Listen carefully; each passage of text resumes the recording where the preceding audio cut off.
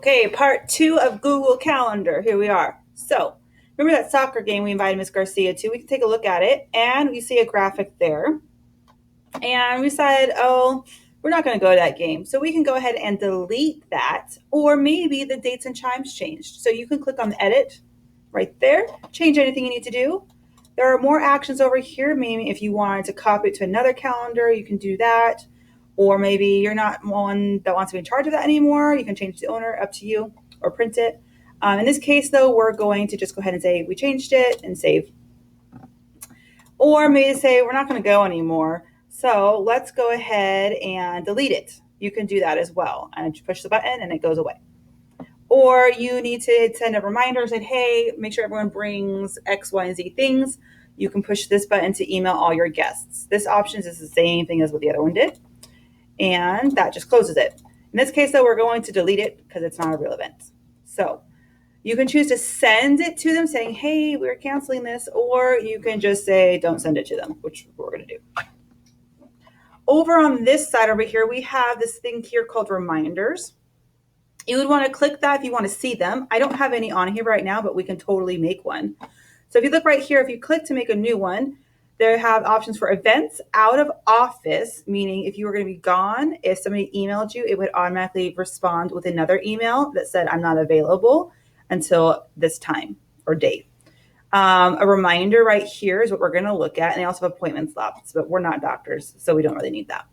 So a reminder is something like call the vet for Bailey's appointment, like that.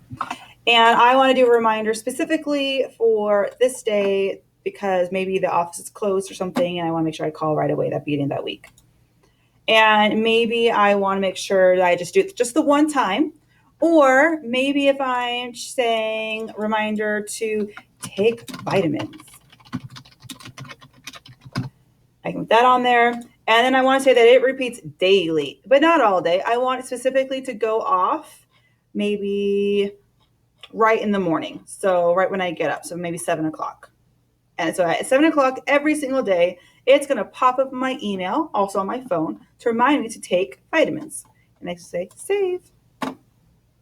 Okay. And so that is going to now be on there. And it'll just pop up. And it takes a minute, and now it got all of them on there. So it's going to have this little finger with, it's supposed to be like a tied string. And that's an old form of saying, by the way, remember this. But if you click on it, that's what it's going to look like.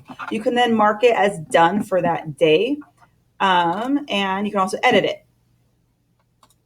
So if you ever need to edit it, or you can completely delete it, which is what we're going to do. So if you want to delete it, you can delete for just that day, or you can delete it this one and any after that. So if we did it for just that day, you'll notice that all the others stay on there. Okay. If I delete it for, let's do this day, I can say delete this and following reminder. So it's going to leave all the ones before it and delete all the ones after it. Okay, you see how that works? If you want to delete all of them, you have to go to the very first one, delete this and the following reminders, and then it will delete all of them. Okay, we look at tasks. The tasks are going to be over here. We can add a task and say pick up pizza or dinner as an example. Okay. Please excuse this interruption. And then we can say those are on my tasks. We can add a date or time, say maybe tomorrow, and set a time for dinner time, so 4:30 maybe. We can have it repeat. Maybe we want it to repeat every week. We can say that we want it to repeat every week on Thursday, starting on that day at that time.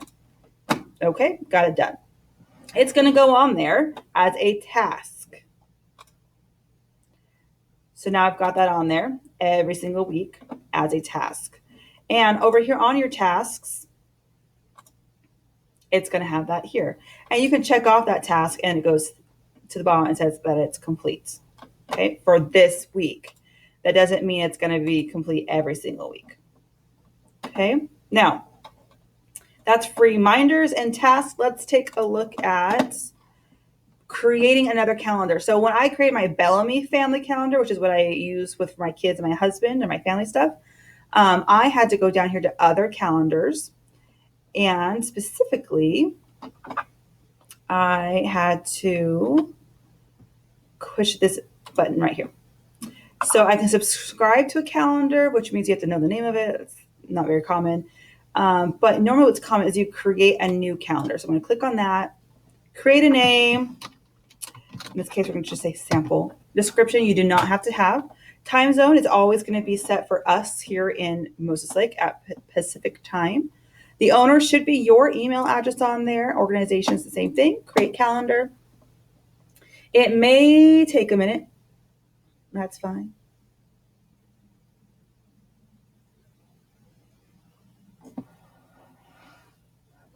And it waits and waits and waits. While we're waiting on that, when it's done, it's going to look something like this. And you can export your calendar. We don't need to do that. Another cool thing is you can look at permissions. So you can say if you want to make it visible to everybody on the internet or everybody in Moses Lake. I chose not to do that because they don't need to know when my daughter has ballet class. They truly don't. But I did say, hey, my husband, I want to make sure he knows this, and I don't want to have to add him to every single event as a guest. I just want him to be able to see it right on his calendar. So I went to add people, and I put him on there. If you want, you can add more people, and you can choose. Do you want them to see all event details to see if you're only free or busy? That can they make changes to events, and can they make changes and manage the sharing of those events? So that is up to whatever you want to choose to do. And you can add a ton of people on here or not as many people on there. You also choose the notifications for that and anything else you want for canceled events, whatnot. I just choose none because I don't like to have tons of pop-ups. And everything else is pretty normal. Okay, so there's all of that. And you'll see all the other things, auto accept invitations, access permissions, share specific people, event notifications, all the things we just looked at over here. Okay. And if you don't want to be able to see it, put that as well. And the one we just made is right here. And we could do the same thing. You can come down here and we could say, we don't want everybody in Moses Lake to see what we're doing. So we're also going to take that and click that button and take them off of that list. But we could add other people here if we wanted. Okay.